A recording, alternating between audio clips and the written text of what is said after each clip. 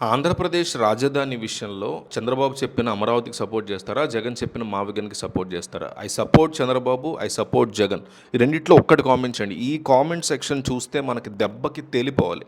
ఎవరికి ప్రజలు సపోర్ట్ చేస్తున్నారు? ఎవరి వైపు ప్రజలు ఉన్నారు అనేది ఒక్క కామెంట్ సెక్షన్‌తో తేలిపోవాలి. కనీసం 500 కామెంట్లు చేయండి. ఒక 10 కామెంట్లు ఏసినా, 100 ఏసినా, 1000 ఏసినా మేము ఆ కామెంట్స్ చూసి సంతోషపడిపోతాం, మురిసిపోతాం. అబ్బా! ఎన్ని కామెంట్లు వచ్చినాయిరా అని పండగ చేసుకుంటాం. కాబట్టి మేము అడుగుతుంది ఒక్కటే, ఒక కామెంట్ ఇచ్చి వీడియో చూడడం కంటిన్యూ చేయండి. ఆంధ్రప్రదేశ్ రాజధానిగా అమరావతి ఎంపికైనటువంటి నిర్ణయం వెనక ఆర్థిక, రాజకీయ కోణాల గురించి ఆంధ్రప్రదేశ్ రాష్ట్రంలో ఒక పెద్ద చర్చ నడుస్తుంది. ఒక రాష్ట్రాన్ని పాలించేటువంటి ముఖ్యమంత్రి రాజధానిని ఎంపిక చేసేటప్పుడు కేవలం కొన్ని అంశాలను మాత్రమో, కొన్ని వర్గాలను, కొన్ని ప్రాంతాల లాభాలని చూడకూడదు అంటున్నారు.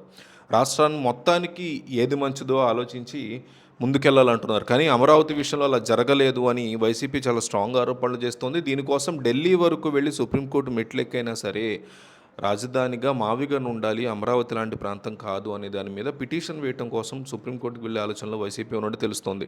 రాజధాని అనేది ఒక రాజకీయ పార్టీకి శాశ్వత ఆదాయ వనరుగా మారకూడదు అంటున్నారు. అమరావతి సున్నా నుంచి నిర్మించడం కంటే ఇప్పటికే అభివృద్ధి చెందినటువంటి విశాఖపట్నం, విజయవాడ, గుంటూరు లేదా తిరుపతి వంటి నగరాలని వాడుకుంటే రాష్ట్ర ఖజానా మీద భారం బాగా తగ్గుతూ ఉంటుంది.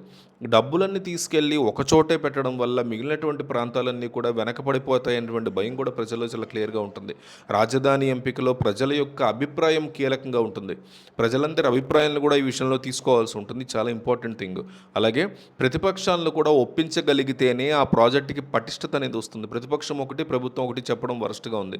ఒక ప్రభుత్వం నిర్ణయం తీసుకుని తర్వాత ప్రభుత్వం వేరే వాళ్ళు వచ్చి వాళ్ళు మార్చేయడం ఇవన్నీ ఉండకూడదంటే సరైనటువంటి మద్దతు ఉండాలి. గత ఎన్నికలప్పుడు చూస్తే చాలామంది అమరావతి ఆలోచనకి వ్యతిరేకంగానే ఉన్నారు అనేది మనకి స్పష్టమైనటువంటి పరిస్థితి. భవిష్యత్తులో ఈ సమీకరణాలు మళ్ళీ మారేటువంటి అవకాశాలు ఉన్నాయనే డిస్కషన్లు నడుస్తున్నాయి. పార్లమెంట్లో ఏ బిల్లునైనా సవరించేటువంటి అధికారం ప్రభుత్వాలకు ఉంటుంది. అనేక బిల్లు అమెండ్ చేశారు కదా. సో దేశంలో పెద్ద పెద్ద చట్టాలనే మార్చినప్పుడు ఇలాంటి రాజధాని బిల్లు చట్టాన్ని మార్చలేకపోవడం అనేది సాధ్యం కాకుండా ఏముండదు. అధికారంలో ఉన్నప్పుడు తమకు కావాల్సి వచ్చినట్టుగా చట్టాలు చేసుకుని అవి అప్పటికీ మారవు అనుకోవడం అది జగన్ అనుకున్నా, చంద్రబాబు అనుకున్నా అది మూర్ఖత్వం అవుతుంది. మెజారిటీ ఉన్నప్పుడు ఏమైనా జరగచ్చు అని చరిత్ర చాలా క్లియర్గా చెప్తోంది కదా. రాజకీయాల్లో ఏది శాశ్వతం కాదు అనేది కూడా అందరూ గుర్తుంచుకోవాల్సినటువంటి విషయం. నిన్నటి శత్రువులు ఇవాళ మిత్రువులు అవ్వచ్చు, నేటి మిత్రువులు రేపు విడిపోయి శత్రువులుగా మారిపోవచ్చు. ఒకప్పుడు ఒక పార్టీని తీవ్రంగా వ్యతిరేకించిన వారు కాలక్రమేణా అదే పార్టీతో చేతులు కలిపి ముందుకెళ్లడం అనేది మనం క్లియర్ కట్గా ప్రతిరోజు చూస్తున్నాం కూడా.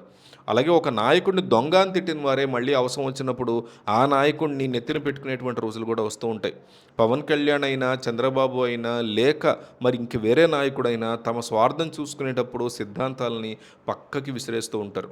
రాజధాని విషయంలో కూడా ఇలాంటి రాజకీయ ప్రయోజనాలు ఎక్కువగా కనిపిస్తున్నాయి తప్ప ప్రజల పట్ల వీళ్ళకి ప్రేమ ఉందా అనేది ప్రశ్న. కేవలం ఒక్క ప్రాంతానికి అంత నిధులు కేటాయిస్తే రాయలసీమ, నెల్లూరు, ఉత్తరాంధ్ర ప్రాంతాల పరిస్థితి ఏంటి అనేటువంటి ప్రశ్న చాలా క్లియర్ కట్గా తలెత్తుతుంది.